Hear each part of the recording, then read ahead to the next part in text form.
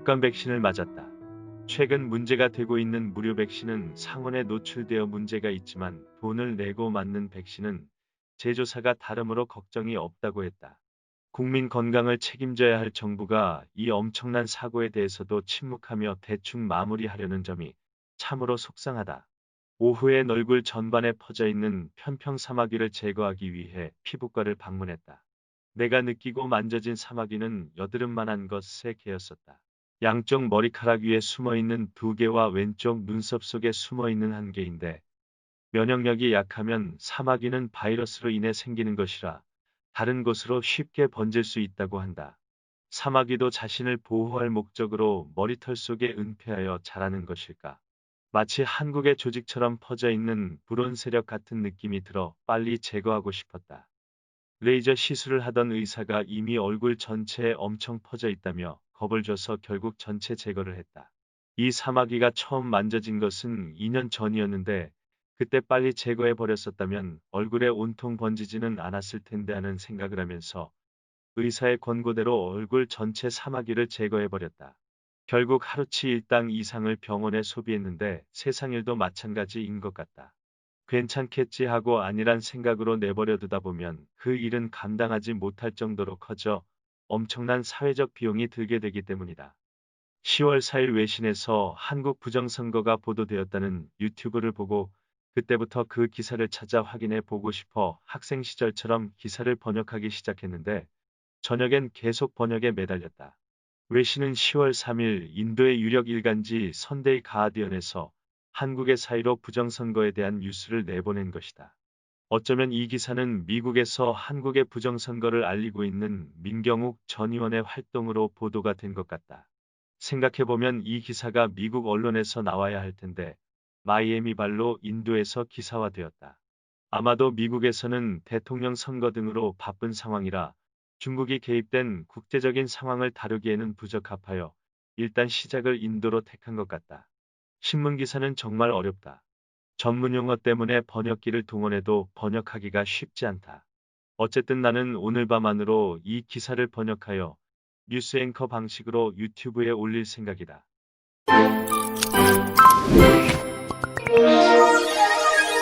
안녕하십니까? 거위의 꿈 AI 이승주 기자입니다.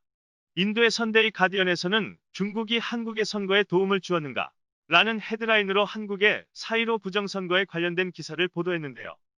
한국의 우파단체의 검은 부정선거 캠페인 버스가 서울 시내를 달리는 사진을 타이틀 사진으로 싣고 사진 설명에는 과거 KBS 9시 뉴스 앵커였던 민경욱 전 국회의원이 4.15 부정선거를 알리는데 앞장서고 있다고 설명했습니다. 강수정 기자님, 이 신문 보도 내용을 전해주시겠습니까? 네, 거위의 꿈 AI 강수정입니다. 이 기사는 마이애미 발로 민주주의 방위재단의 인도태평양 지역 비거주 선임연구원 클레오 파스칼의 보고서를 바탕으로 작성되었는데요. 전문 주요 부분을 요약해보면 다음과 같습니다. 우리 입장에서 보면 우리가 걱정할 정도는 아니지만 한국의 2020년 4.15 국회의원 선거는 중국의 도움을 받아 조작됐을 가능성이 매우 높다. 스모킹건은 아직 발견되지 않았지만 범죄에 사용된 탄피와 심각한 부상을 입은 민주주의가 여기저기 흩어져 있는 것을 볼 수 있다.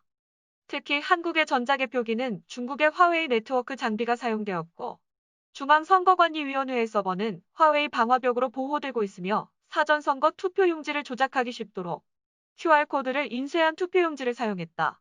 QR코드는 조작이 용이하여 대부분의 자유민주주의 국가에서는 사용하지 않고 있는데 한국이 QR코드를 사용한 점과 한국의 선관위 지역센터에서 원인이 밝혀지지 않은 다수의 화재 사건 등이 의혹을 증폭시키고 있다고 말했습니다.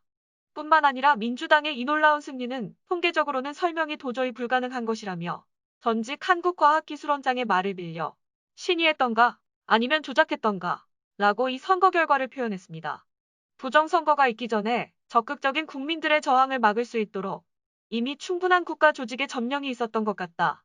조작된 투표로 패배는 말할 것도 없고 사람들이 이런 체스 게임을 하는지도 몰랐던 체크메이드이다. 둘째로 중국이 개입을 시사했는데요.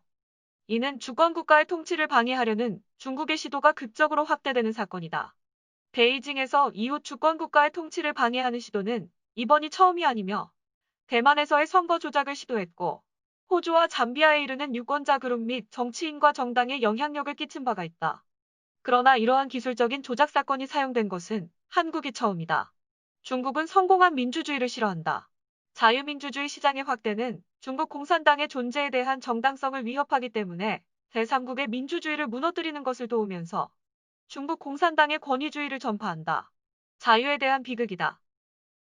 셋째로 조작에 동참한 목표의 하나는 적어도 중국 공산당에게 있어 궁극적으로 미군을 한반도에서 몰아내기 위해 정치적으로 이용할 수 있는 군장성들을 육성하는 데 있다. 한국 내 일부 시민들은 시위와 선거 조작의 증거가 담겨 있는 선거관리위원회의 중앙 서버를 빼앗기지 않으려고 시위를 하다가 체포되었지만 한국 언론은 이것에 관하여 일체 보도를 하지 않고 침묵하고 있다. 또 주목할 점은 한국이 전자개표기 주요 수출국이라는 점이다. 로이킴의 부정선거 종합보고서에 따르면 한국은 선거개표 시스템을 해외에 수출하고 있는데 볼리비아, 피지, 에콰도르, 스리랑카, 기니공화국, 아프가니스탄, 튀니지, 사모아, 홍고, 우즈베키스탄, 몰디브, 사우디아라비아, 이라크, 케냐 같은 국가들과 MOU를 체결했으며 이미 콩고의 선거에서는 부정선거에 논란이 많았다. 이것이 모두 무엇을 의미하는 뜻일까요? 우리는 중국 공산당이 포괄적인 국력을 발전시키기 위해 가능한 모든 수단을 한국 같은 제3국을 사용하고 있다는 것을 알고 있다. 중국은 중국 공산당의 이로운 일은 절대로 중단하지 않을 것이라는 점도 말이다. 끝으로 중국 공산당은 이번 한국의 선거 조작에서 여러 가지 부정선거의 흔적을 남긴 실수를 바탕으로 시스템을 발전시켜 다음번에는 더욱 흔적을 남기지 않을 것이다. 한국의 시위대가 말하듯이 지금 이 사건을 잘 기억해야 합니다. 다음번에는 당신 국가가 표적이 될 수 있습니다. 라고 마무리하고 있습니다. 네, 강수정 기자님 수고하셨습니다. 얼마 전 정부는 서해안 어업지도선 실종 공무원이 북한군에 억류되어 있다는 사실을 알면서도 발표를 미루고 유엔 연설에서 대통령이 종전선언 언급을 우선한 것과 관련해 생각해보면 어쩌면 문재인 대통령이 자랑하는 촛불 집회조차 중국의 계획하에 조작된 여론이 아닐까 하는 의심이 듭니다. 우파 유튜브에서도 들어본 적이 없었던 중국의 무서운 계략과 음모가 실제로 한국에서 일어났다는 것들을 시사하고 있는데요. 이 보고서의 핵심은 현재 한국에서 발생한 4.15 부정선거보다 중국이 공산당의 권위주의를 제3국으로 영향력을 확산하는 데 있어 한국을 도구로 사용하고 있다는 점을 시사하고 강조하고 있다는 것이 핵심이라고 보여지는데요.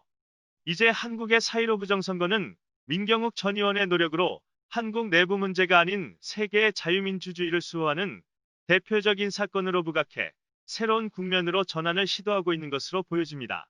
이상 거위의 꿈 이승주 앵커였습니다.